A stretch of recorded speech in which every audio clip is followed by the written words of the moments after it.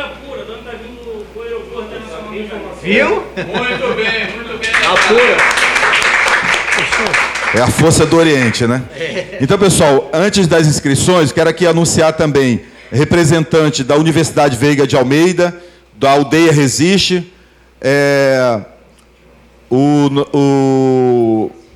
do Departamento de Estrada de Rodagem, Revoada Serve, CRM, da Divisão Técnica de Meio Ambiente do Clube de Engenharia, do Movimento Rocinha Sem Fronteira, da Associação Universitária Latino-Americana Aula e da Ocupação Hotel Planalto.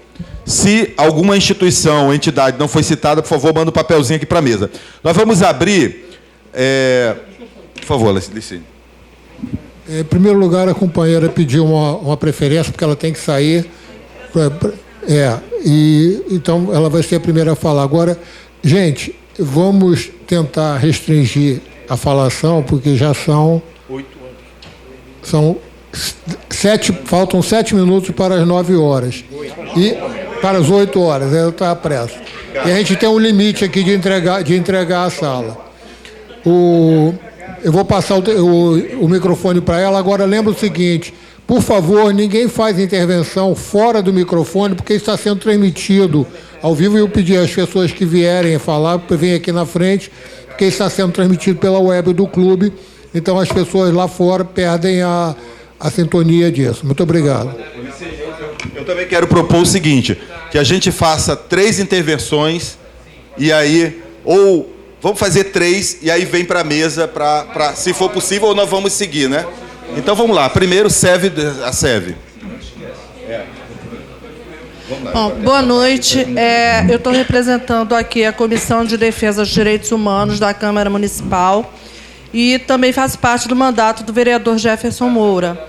Meu recado para vocês o vereador Jefferson Moura está tentando, junto à Comissão de Urbanismo da Câmara Municipal, a gente está fazendo uma intervenção dura lá para a gente conseguir levar uma audiência pública para o bairro da Ilha do Governador. Essa semana ele já iniciou algumas conversas com integrantes da comissão para levar esse debate para a Ilha do Governador, para que a gente possa, ter uma presença maior dos moradores e realmente ampliar o debate, como todos disseram ali na mesa, que é um projeto que foi colocado lá na Câmara Municipal, e acho até que já não entrou na votação porque eles estão sentindo a pressão dos moradores da ilha. Tem a questão da UFRJ também, que já mandaram emendas, o Executivo, o senhor deve ter conhecimento, já mandou emendas direcionadas mais àquela área da UFRJ. E também para dar um outro recado para os moradores da Rádio Sonda, o Daniel, que não tinha te visto ainda. Hoje, a Comissão de Direitos Humanos da Câmara Municipal está, nesse momento, inclusive, o Jefferson, como presidente da comissão, está no encontro na OAB, com a Comissão de Direitos Humanos da OAB, levando o caso que está acontecendo lá na Rádio Sonda, que o pessoal está sendo removido de lá. E também, só rapidinho mais, em relação ainda aí ao projeto urbanístico, como outros projetos que tramitam lá na Câmara, a gente tem que continuar mobilizado, sim, além de tudo que eu falei. Eu sou moradora da Ilha do Governador, tenho acompanhado as plenárias, e a gente tem que se manter mobilizado, porque ontem, por exemplo, um projeto que entrou na Câmara na semana passada, e que também tem muito a ver com mobilidade urbana, que é o projeto aí falando sobre os táxis, sobre o Urbs. Quer dizer, em uma semana foi apresentado um substitutivo e já foi votado ontem em primeira. Enfim, a gente tem que se manter muito mobilizado. Ok? Daniel, depois eu queria... Ricardo, depois Atílio, aí depois a mesa volta a falar.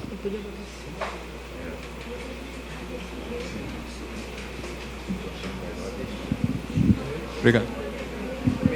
Boa noite a todas e a todos. Meu nome é Ricardo Novaes. É com grande honra, com grande satisfação, que eu vejo a todas e a todos várias lideranças do nosso bairro estando realmente empenhadas em trazer tudo o que é de melhor para o nosso bairro. Um bairro que, como a imagem aqui mostra, é um bairro grande, é um bairro complexo, mas que, infelizmente, assim como os outros demais, como já foram falados anteriormente pelos expositores, tem sido relegado pela essa política da Prefeitura. Especificamente, eu gostaria de passar algumas coisas. Primeiro, para mim não é surpresa o que aconteceu, pois quem acompanhou a luta contra a implantação do terminal pesqueiro público no bairro da Ribeira, na Ilha do Governador, que mais uma vez eu agradeço que temos várias lideranças aqui que veementemente se posicionaram contra. Desde o primeiro momento, eu gostaria de agradecer, estive na luta com o Sérgio Ricardo e várias outras pessoas que estão aqui, os nossos amigos ali também da Ribeira, enfim, nós participamos dessa luta contra a implantação do terminal pesqueiro público, que era um projeto excelente, só que no local inapropriado, mas que depois, numa audiência pública, se mostrou claramente em que o zoneamento não permitia. E, para mim, não é surpresa alguma que o zoneamento foi utilizado nesse processo. Nós tínhamos um grande zoneamento no bairro, que era ZR3, Zona Residencial número 3, que foi fragmentada para possibilitar uma série de projetos. A questão, como já foi falado aqui, de Tubiacanga, Parque Royal, Morro do Barbante, a questão da área de lazer da Varig e vários outros projetos. Ou seja, de lavada para atender aos interesses imobiliários. E essa é a primeira coisa. Segunda coisa é que, para mim, também não é surpresa. Infelizmente, isso me dói muito no coração, como morador da ilha, que é a questão da forma de destratar a população. Nós tivemos, como já foi dito pelo Sérgio aqui, 2 reuniões. Essas ambas reuniões ficou acertado que haveria uma terceira em que seria apresentado um anteprojeto para ser discutido e que o Executivo encaminharia o fruto da discussão popular como sendo um projeto encampado pela Prefeitura, o que não aconteceu. Ou seja, simplesmente pularam essa etapa e passaram por cima da população. Por quê? Porque ficou de tal forma distante dos interesses das empreiteiras que a coisa desandou. Então, essa é a segunda coisa. A terceira coisa é que eu vejo muito na Ilha do Governador a questão da jurisdição. Nós temos na Ilha do Governador um bairro em que ele sofre da questão da jurisdição federal. Como já foi dito pelo próprio representante da UFRJ, e que foi jogado na lata do lixo, simplesmente, todo um trabalho realizado. Ou seja, nada é levado em consideração. Nós temos a questão do pessoal da Rádio Sonda, que simplesmente não é ocupante, não. O pessoal está lá antes mesmo do aeroporto. Nós temos, da mesma forma, o pessoal da colônia de pescadores de Tubiacanga, não existia nem Ministério da Aeronáutica, mas simplesmente foi relegado. Então, essa outra questão.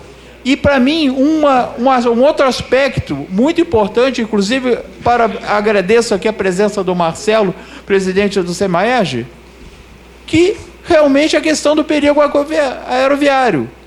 Por quê? A questão da luta contra a implantação do terminal pesqueiro foi baseada em 2 situações principais. A primeira, a questão do tráfego aéreo. Por quê? Indo peixes atrairiam as aves. E o Aeroporto Internacional Tom Jobim já é o aeroporto com maior índice de colisão de aeronaves da América do Sul. Ou seja, isso amplificaria. Agora, com o aumento do gabarito, com o PEU, pavimento de uso comum, mais a casa de máquinas, mais caixa d'água, mais antena, não esquecendo, como vocês podem perceber ali pelo mapa, que nós temos vários declives e aclives, vários morros. Então, não é possível, eu que moro a cota 60, ainda poder demolir a minha casa e construir mais um PUC, mais 3 andares, mais caixa. Não tem condições. Isso vai afetar a aeronavegabilidade. Eu estou deixando aqui a deixa depois para o nosso companheiro Marcelo.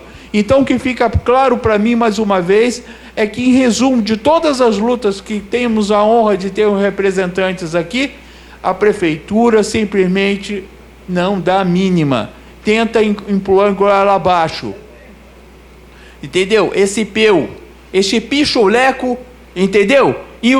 Enroscado como se fosse urbanismo. Mas, na realidade, esse picholeco não vai descer na ilha, não. A gente não vai aceitar goela abaixo. A população da Ilha do Governador não vai deixar isso acontecer. Muito obrigado. Atílio é o próximo. Agora, eu queria consultar aqui tanto a mesa quanto a plateia, que então, eu recebi alguns pedidos para falar todo mundo, depois a mesa responder. A mesa tinha falado primeiro em 3, depois em 5. Qual que seria a melhor hipótese? Vamos todo mundo falar e depois a mesa responde e anota. Olha, eu pessoalmente acho que devia todo mundo falar e depois a mesa responde. O Roberto já me sinalizou que tem um horário meio apertado. Eu falei para ele, na hora que ele tiver que sair, a gente passa para ele ou para os outros. Mas eu acho que devia deixar as pessoas falarem. Né? Tá bom, combinado então, todo mundo fala e, por favor, vamos falar rápido para todo mundo poder falar, né? Obrigado. Meu nome é Atílio Flegner, eu sou aqui do Fórum de Mobilidade, também faço parte do movimento Metrô Linha 4 que o Rio precisa. Sou estudante de Arquitetura e Urbanismo da PUC e também de História da Unirio. Eu faço essa loucura de fazer 2 faculdades. Então, já que falou em... E também eu recentemente comecei a administrar uma página que se chama História das Barcas, que eu estou resgatando fotos de 1900, 1840 das barcas. E a gente conseguiu levantar muita coisa. Inclusive, eu vou fazer um relato aqui, um pouco da história hidroviária. Em 1965, o sistema de barcas, somente a linha Rio-Niterói transportava na ordem de 180 mil passageiros dia. Hoje, essa linha transporta na faixa de 80 mil, ou seja, perdeu 100 mil usuários. Em 1840, já tínhamos linhas de barcas ligando para Botafogo e para a Ilha do Governador. 1840. Um catamarã desses novos, que foram comprados agora, poderia fazer a linha Rio-São Gonçalo em cerca de 30, 35 minutos. Hoje tem gente levando 35 minutos para fazer os 3 quilômetros entre a descida da RJ-104 e a subida da ponte Rio-Niterói, que são 3 quilômetros.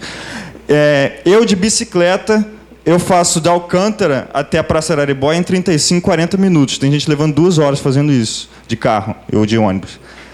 De bicicleta também, eu já fiz esse caminho, dá para ir do shopping São Gonçalo até Alcântara em cerca de 30 e poucos minutos, de bicicleta. Ou seja, de carro ou de ônibus para fazer a integração, se estivesse com uma barca no shopping São Gonçalo, que é onde fica o gradinho, você levaria aí uns 20 minutos, mais a barca levaria mais uns 35, 40, você chegaria no Rio em 1 hora, 1h10, coisa que hoje a pessoa está levando para ir da Alcântara até a fronteira entre São Gonçalo e Niterói.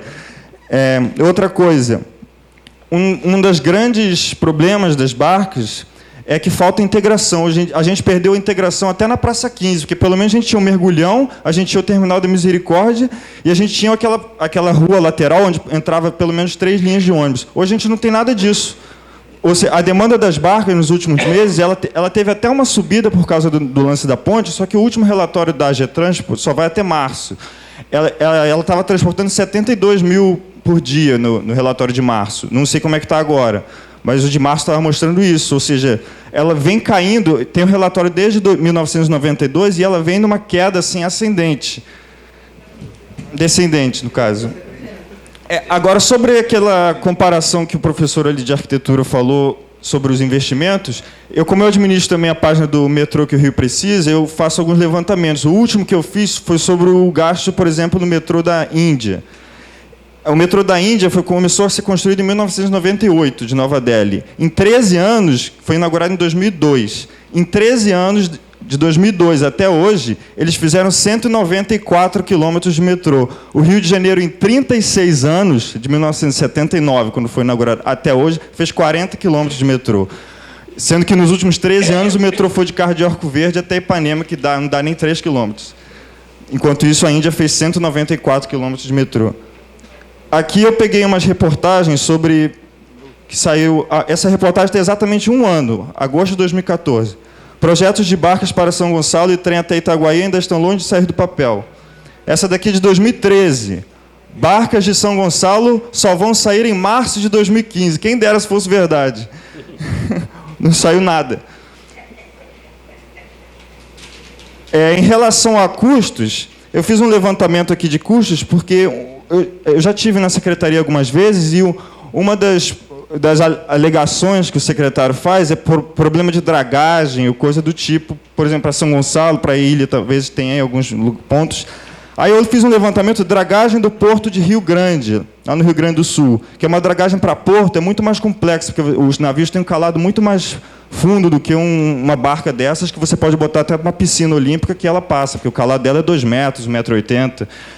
A dragagem desse porto custou 383 milhões, e é uma área assim, que é o dobro do que seria para São Gonçalo, por exemplo. 383 milhões. É um valor irrisório perto de Maracanãs ou Olimpíadas, que já está batendo 40 bilhões. Terminal de ônibus, integração, se fosse fazer em São Paulo, fizeram um terminal de ônibus agora, integração com trem, custou 12 milhões. Ou seja, vocês veem que são valores irrisórios perto do que a gente está gastando em firulas, em festas como Olimpíadas, Copas do Mundo e absurdos desses. Bom, essas informações, quem quiser saber mais, eu peguei esse um livro sobre a história da travessia Rio-Niterói, tem de outros. Então é isso. A gente está desperdiçando uma oportunidade, que são esse gasto de todo absurdo. Sobre a linha 4 do metrô, o movimento do metrô linha 4 que o Rio precisa. Ele, na época, ele estava lutando para que fosse feito o traçado original, queria atender mais pessoas do que esse traçado, porque esse traçado, na verdade, não é uma linha 4, ele está continuando a mesma linha, ou seja, vai saturar a linha que já existe, que já está saturada. Ou seja, a gente está investindo em projetos que não é investimento, é um gasto de dinheiro absurdo, que o legado deles é muito restrito. A gente vê, por exemplo, o BRT, que a prefeitura falou como se fosse um grande legado, não durou nem 2 anos, o sistema já está saturado. Então, é essa a mensagem que eu queria deixar para vocês. Marcelo Schmidt, por favor, depois o Franklin.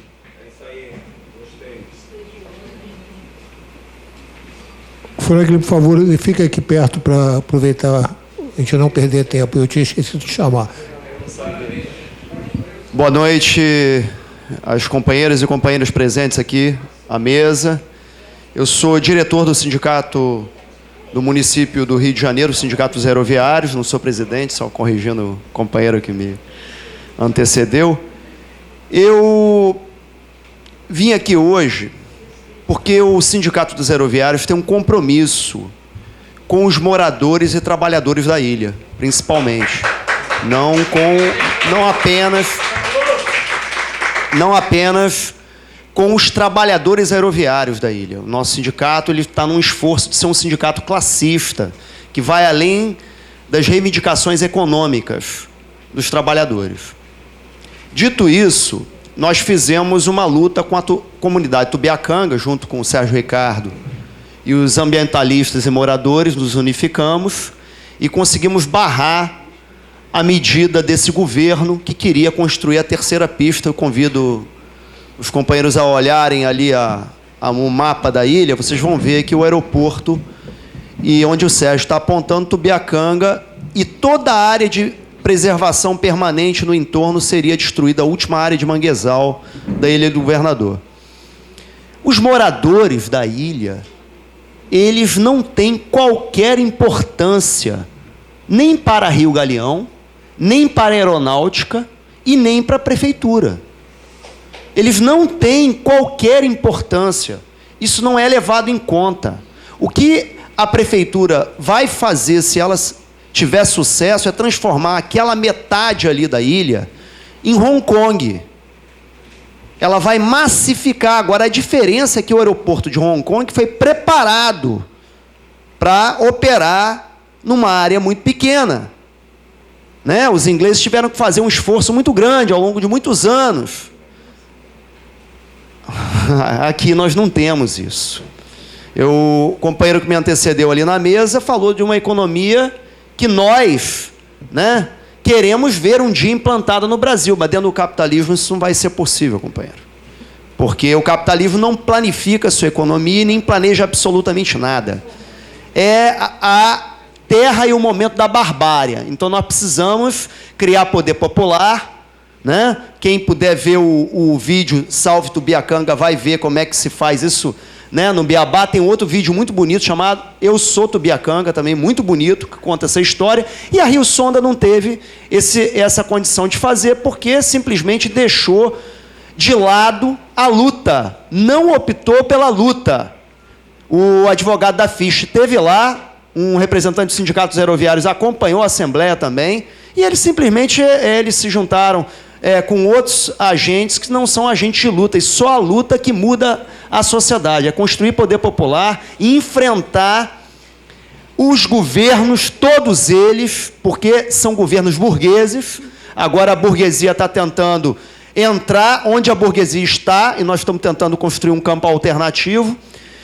Sem mais delongas, eu vou dizer também uma outra coisa. A aeronavegabilidade. Como é que, se você aumentar o gabarito, você vai ter aeronavegabilidade no aeroporto internacional? Eu me pergunto. Então, a minha preocupação é com a segurança. A Rio Galeão não tem essa preocupação, tá, gente? A Rio Galeão, ela administra shopping. Aquilo ali é shopping.